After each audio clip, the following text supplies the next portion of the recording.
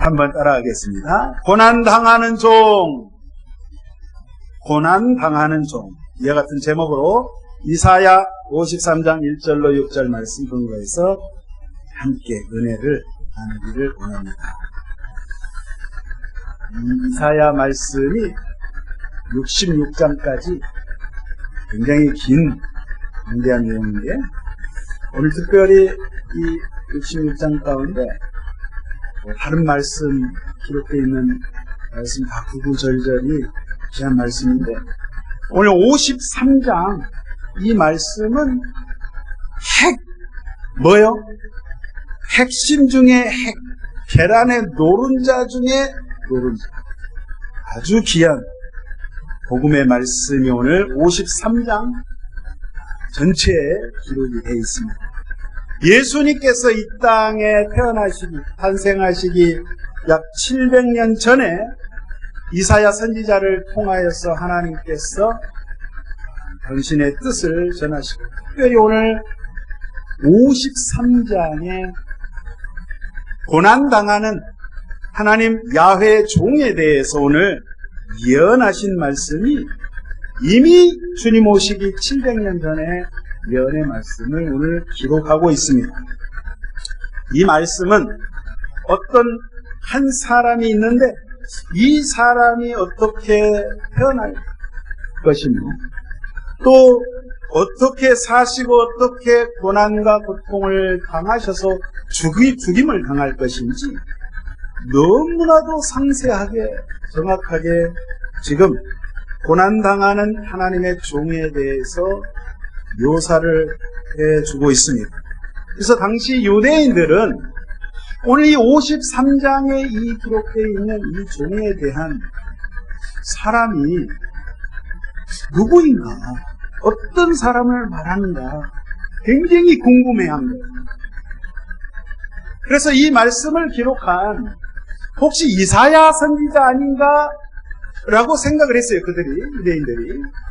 그런데 이사야 선지자라고 하기에는 더 엄청나게 위대한 인물이 지금 오늘 소개되어 있는데, 그렇다면 우리 유대 히브리 민족을 다른 대강대국 아시리아라든지 바벨론이라든지 페르시아라든지 헬라 제국이라든지 이후에 로마 제국의 압제로부터 우리가 살고 있는데, 이러한 이방 민족의 통치를 받고 있는 이런 상황 가운데 과연 우리 유대 민족을 구원할 혹시 메시아가 아닌가 라고 들여다볼 때에 또 그건 아니에요. 유대인들 입장에서 봤을 때는 유대인들이 생각하는 지도자는 아주 강력한 힘과 능력을 가진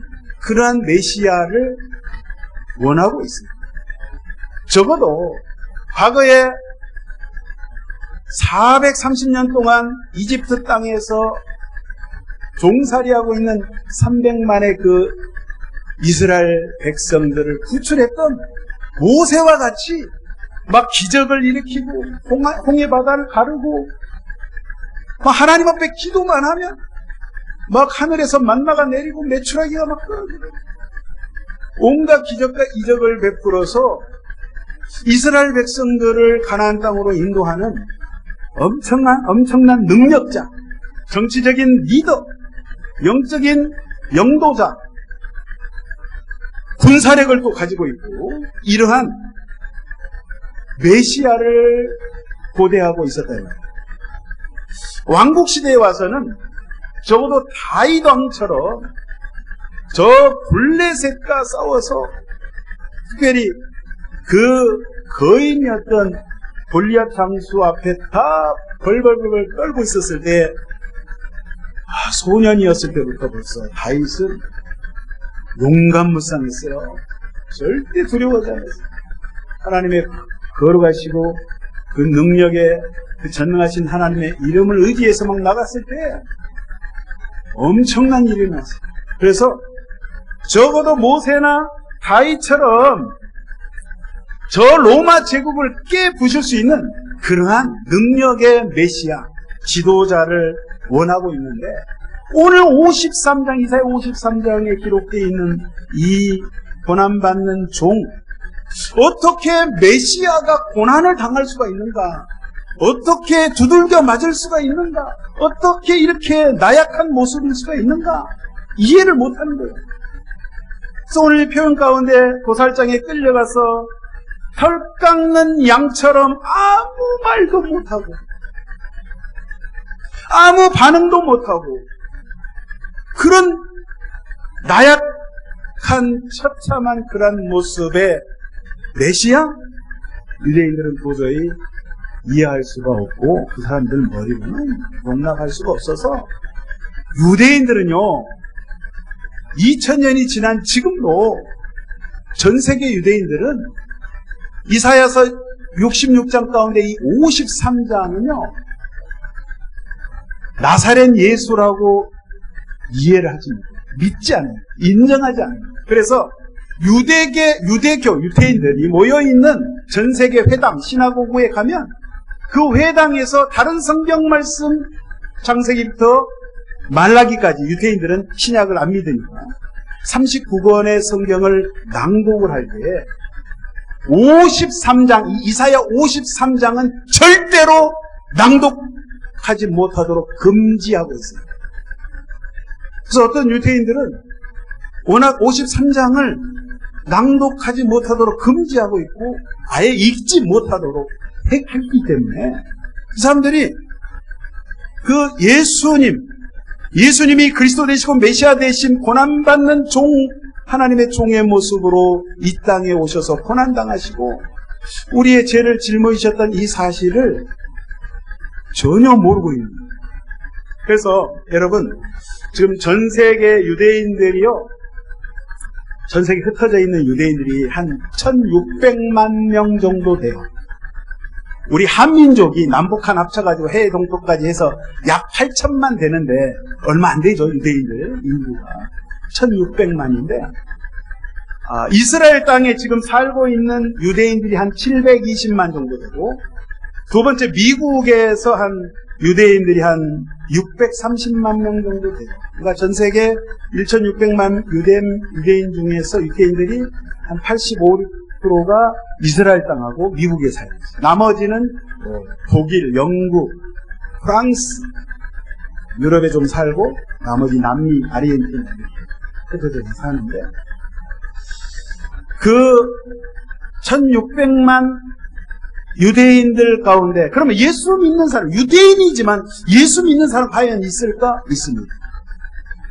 1948년 이스라엘이 다시 2000년 만에 나라가 없이 떠돌다가 나라를 48년도에 세웠을 때 그때 예수 믿는 유대인들을 파악을 해보니까 한 40가정 정도 됐습니다. 지금 세월이 많이 흘러가지고 2025년 지금 현재 예수 믿는 유대인들 3만 명 정도 됩니다. 3만 명. 계속 늘어나고 있어요. 그래서 유대인이지만 예수를 나의 구세주로 고백하는, 신앙하는 이 신앙인들을 우리가 보통 메시아닉 주 이렇게 부릅니다. 그래서 메시아닉 주들이요, 유대인들을 특별히 전도할 때 유대인들을 예수를 인정하지 않고 메시아로 그리스도로 인정하지 않기 때문에 전도할 때 특별히 오늘 이사야 53장을 끄집어내고 말합니다. 당신 이사야 53장 아십니까? 글쎄, 잘 모르는데. 성경을 보긴 보는데 그 구절은 잘 금기시하니까. 왜요? 예수 믿는 세계 기독교에서 53장의 내용은 나사렛 예수를 말하는 거다. 그 나사렛 예수가 메시아다. 그분이 우리의 모든 죄, 우리의 모든 질고를 걸머지시고 그분이 십자가에서 죽으심으로 말미암아 우리의 죄를 사하여 주시고 죄 문제를 해결해 주신 우리를 구원하는 구원자가 되신다라고 그 말을 딱 꺼낼 때 전도의 효과가 있었던 거예요. 그래서 지금도 이제 이스라엘 땅, 또 미국인 전 세계 유대인들을 전도할 때 이 구절을 사용하고 하는데, 여러분 한번 오늘 이 53장의 내용을 한번 살펴보겠습니다. 고난당하는 종, 그분이 누구인가? 이스라엘 역사 가운데 유대인들이 이 히브리 성경을 읽으면서 고민하고 과연 누구일까?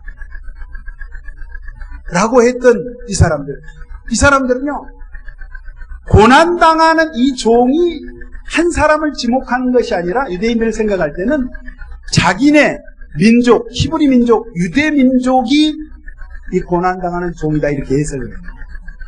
그런데 성경에 보면 이 부분에 대해서 53장을 고민하고 궁금해했던 한 사람이 신약 성경에 등장을 합니다. 사도행전 8장에 등장하는데, 사도행전 8장에 보면 이제 초대교회가 성령의 폭발적인 그 성령의 운동에 의해서 복음이 막 전해집니다.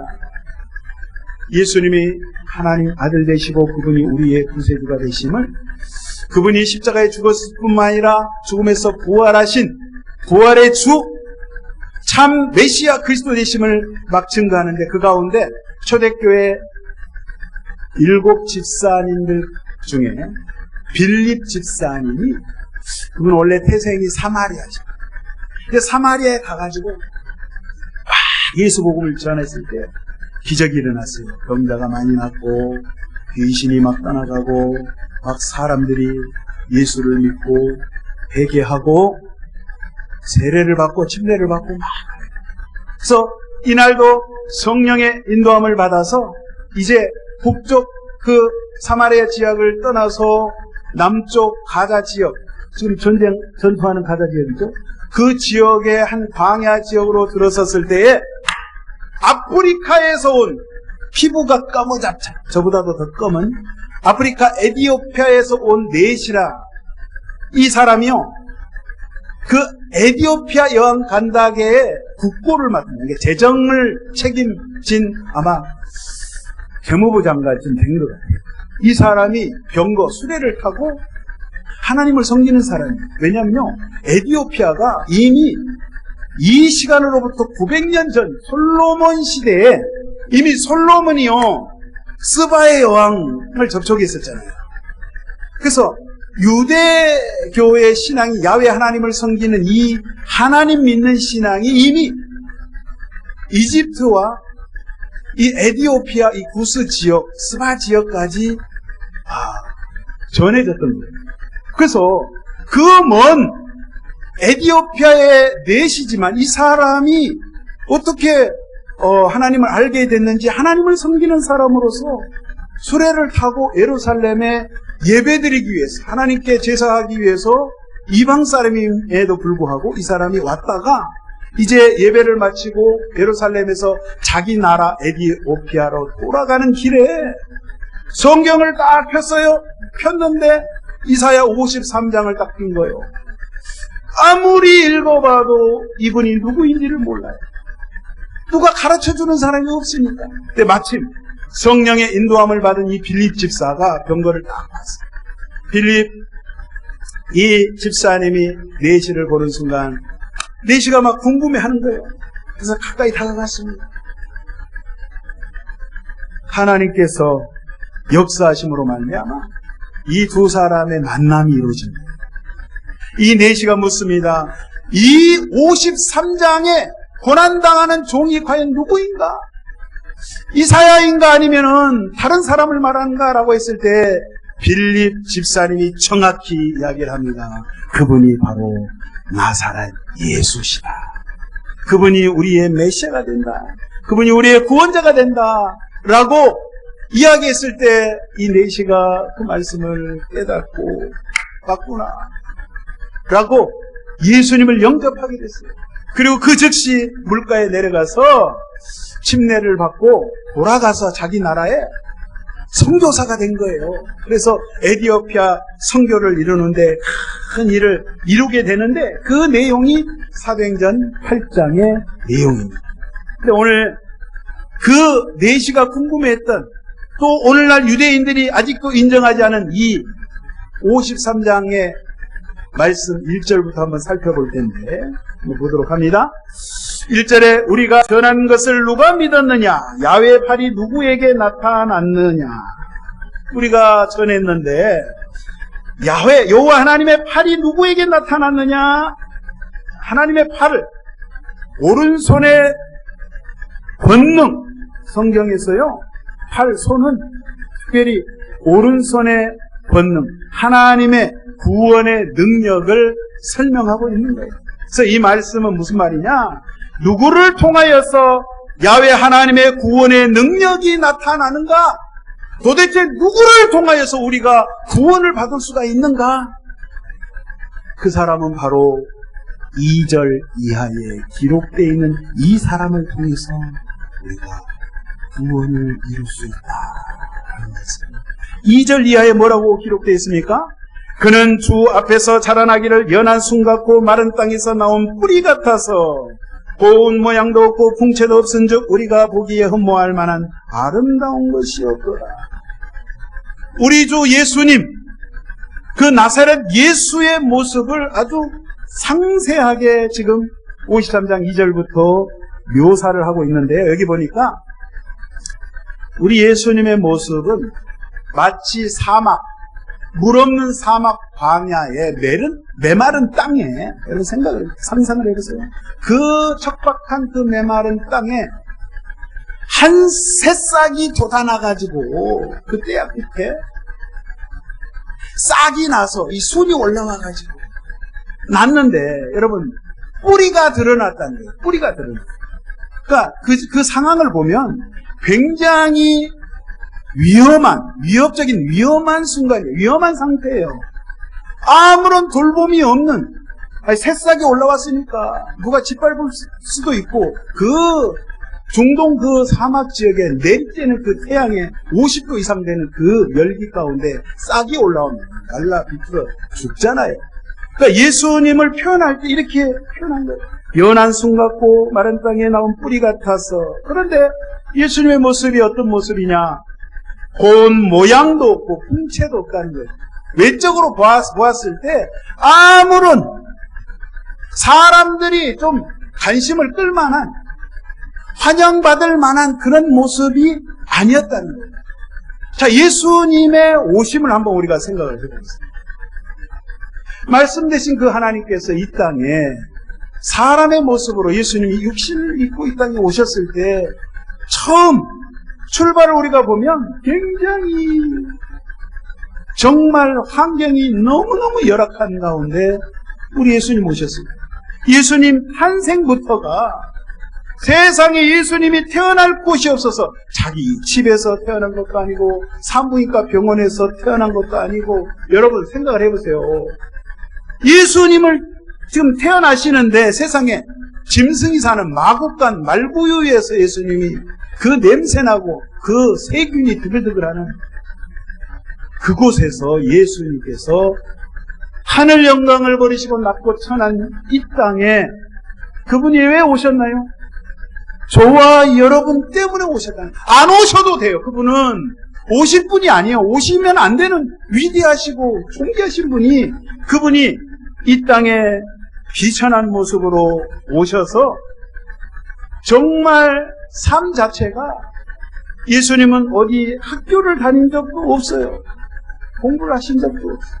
정식으로 정규 과정을 밟아서 공부하신 적도 없고, 당시의 종교 지도자들처럼 예루살렘 수도에 그 성전이라든지 그 학자들 대랍비들 밑에서 공부를 한 것도 아니에요.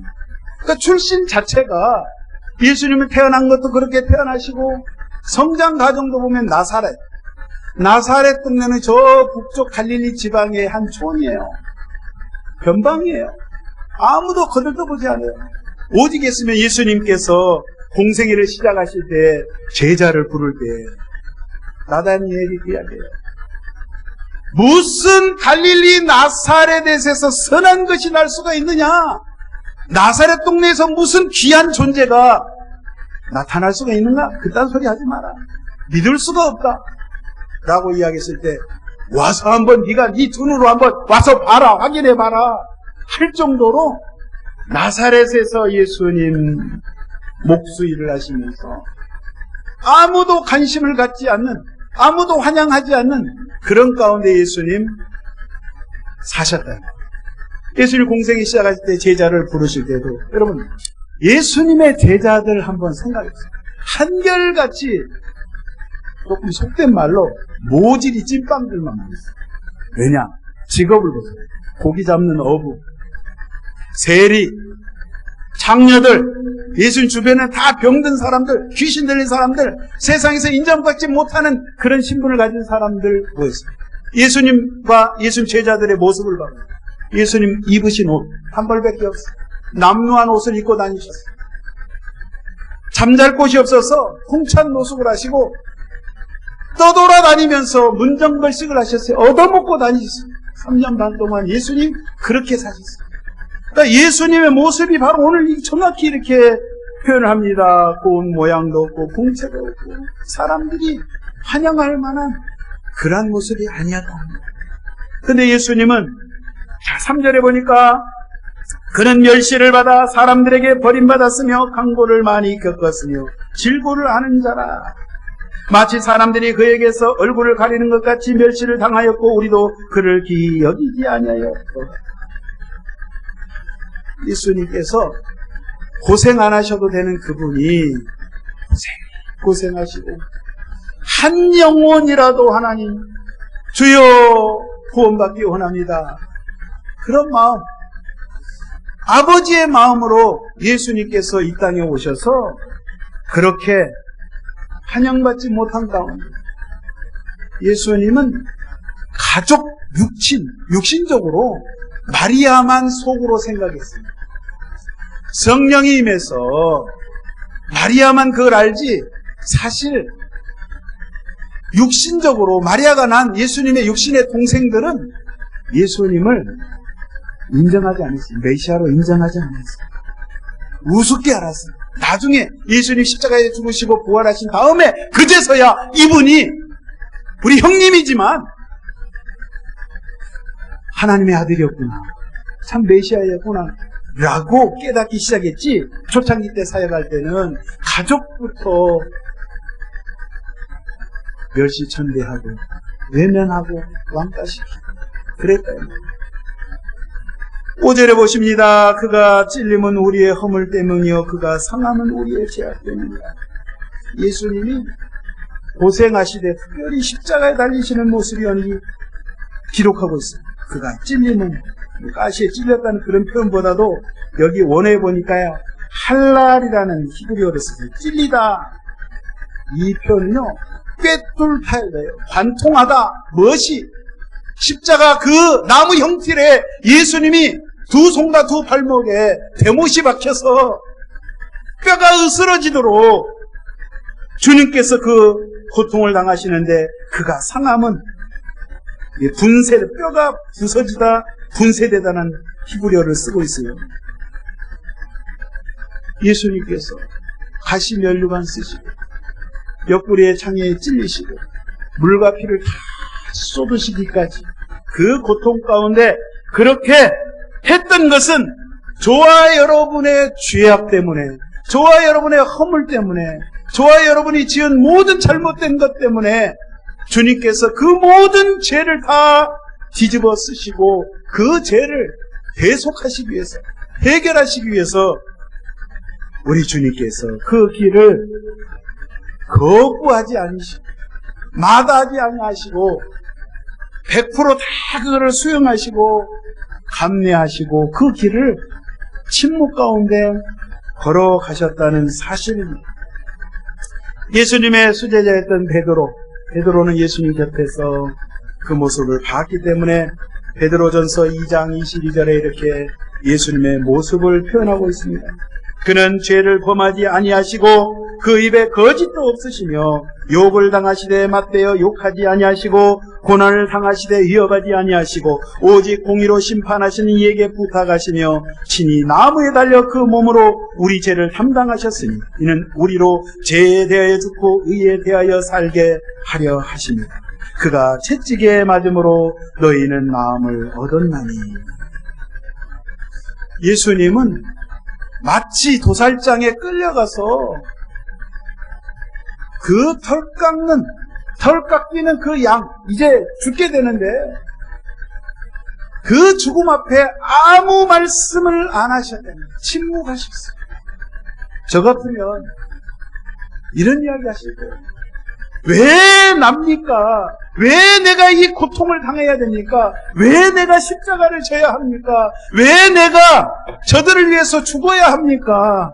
라고 한 말씀 하실 건 하기도 하는데 예수님 절대 입을 열지 않으시고 그냥 그걸 다 받아들이시고 날 살리기 위해서, 저와 여러분을 살리시기 위해서 주님께서 그 길을 걸어가셨다는 사실을. 왜요? 그렇게 안 하셔도 되는데 왜? 사랑하시기 때문에. 저와 여러분을 살리시기 위해서 그렇게 그 길을 일부러 걸어가셨다는 사실. 베드로전서 2장 이하 또 이렇게 말씀을 기록합니다. 너희가 전에는 양과 같이 길을 잃었다니 이제는 너희 영혼의 목자와 감독 되신 이에게 돌아왔느니라. 너희가 양들처럼 길을 잃어서 방향을 잃어버리고 어디로 가야 될지, 때로는 절벽에 떨어져서 수렁에 빠져서 죽어갈 텐데, 하나님께서 저와 여러분을 예수라는 분을 통하여서 구원의 길을 마련해 줬으므로 너에게 이제는 살 길이 열렸다. 이제 돌아와라. 회개하고 돌아와라. 이렇게 말씀을 해 주시고 계시기 때문에 저와 여러분들은 오늘 이사야 53장 이 말씀은 분명하고 확실하게 나사렛에서 활동하시고 이 팔레스타인 지역에서 많은 병자와 귀신 들자를 치료하시고 우리에게 소망을 주셨던 그 나사렛 목수 예수, 그 예수가 나의 메시아 구원자 그리스도가 되심을 저와 여러분 절대로 잊지 마시고, 주여 이 세상에 다른 건 몰라도 나는 예수님만큼은, 내가 예수님의 말씀만큼은 내가 믿고 의지하고 따라갑니다. 주여 저를 붙잡아 주시옵소서. 예수님 날 이해하시기 위해서, 우리 사람을 이해하시기 위해서 일부러 육신이 되어서 이 땅에 오시고 우리의 형편과 처지를 알기 위해서 주님이 그 모진 고난과 멸시를 당하시면서 주님께서 우리에게 다가오신 거예요. 세상에 어떤 신이 사람을 찾아옵니까? 다른 종교는 다 사람이 수련을 하고 공덕을 쌓고 노력을 하고 해서 신이 되겠다고, 내가 뭔가를 깨우쳐 보겠다고 그렇게 쫓아가는 것이 종교들인데, 여러분 우리 하나님은 죄인된 인간, 죽어 마땅한 저와 여러분을 직접 한 사람 한 사람 성령을 통하여, 말씀을 통하여 예수의 피로 저와 여러분에게 찾아오셨다는 거예요. 찾아와 주셔서 만나주시고 구속해 주신 그 주님의 사랑 앞에 여러분 감사 감격하시고, 너는 내 것이니라, 너는 내 것이니라, 너와 나는 절대 분리될 수 없다, 떨어질 수 없다 라고 말씀하신 그 하나님의 영원하신 사랑의 마음 앞에 저와 여러분 안기시고 그 안에서 행복을 누리시고 감사하시기를 주 예수의 이름으로 축원드립니다. 12월 성탄절 곧 다가오는데 날 위해서 오신 예수님 환영합니다. 모셔드립니다. 감사드립니다. 예수님 오신 것 나 때문에 오셨군요. 너무 고맙습니다. 저와 여러분의 삶이 날마다 순간마다 성탄의 기쁨, 성탄절 그 기쁨을 만끽하시고 감사하시고 찬양하시기를 주 예수의 이름으로 축원드립니다. 기도합니다. 하나님 아버지 고맙고 감사합니다. 예수님이 이처럼 이 땅에 오셔서 모진 고난 당하시고 죽으시고 부활하셔서 천국에 소망을 갖게 하여 주신 은혜를 너무너무 감사합니다. 하나님의 사랑이 얼마나 크고 광대하고 심오하고 위대한지를 예수님의 그 십자가의 예수님의 생애의 그 모습을 통하여서 우리에게 전하여 주신 그 은혜 너무나도 감사드립니다. 이 복음, 이 사랑 잊지 아니하고 하나님 이달도 승리하게 하여 주시고 이 한 주간도 주 예수님과 동행하는 복된 삶으로 하나님 인도하여 주시옵소서. 한 분 한 분 가운데 성령이 붙잡아 주시고 승리하게 하여 주시옵소서. 예수의 이름으로 간절히 축복하며 기도하옵니다. 말씀 생각하시